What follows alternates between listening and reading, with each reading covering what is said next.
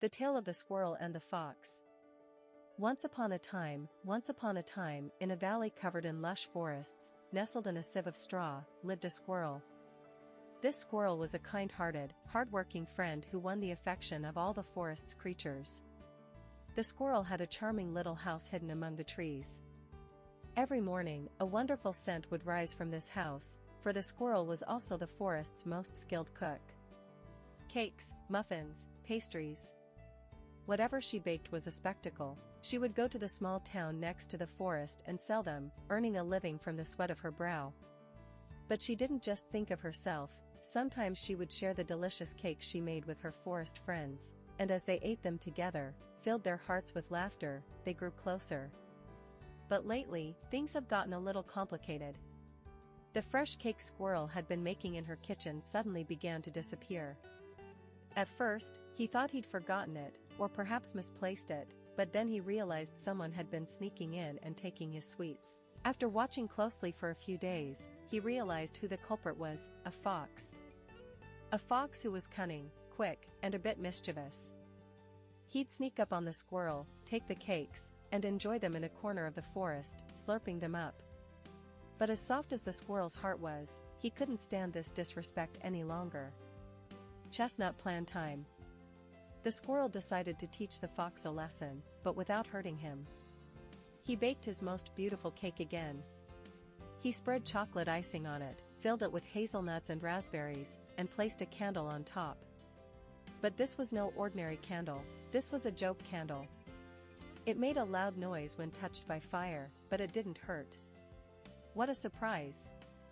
He left the cake in the middle of the kitchen and then hid behind the tree right next to his house. As he predicted, the fox soon sneaked up. He stared at the cake, drooling. But this time, he noticed the candle on top. Curiosity got the better of him. I wonder if I should eat this too, he thought to himself. Just as he leaned toward the candle, collision bang! A sudden loud noise made him jump. He flinched in fright, losing his balance and burying his face directly in the cake. Chocolate frosting smeared his eyes and nose, and cherry jam seemed to be flowing from his ears. The squirrel tried hard not to laugh from behind the tree, but finally, unable to resist, he emerged with a roar of laughter. The squirrel spoke, smiling but in a serious tone, "Brother Fox, I hope this has been a lesson to you. Never touch another person's work without their permission again." Fox faced the fox's apology. The fox was a little embarrassed, and still a little dazed, like the cake itself.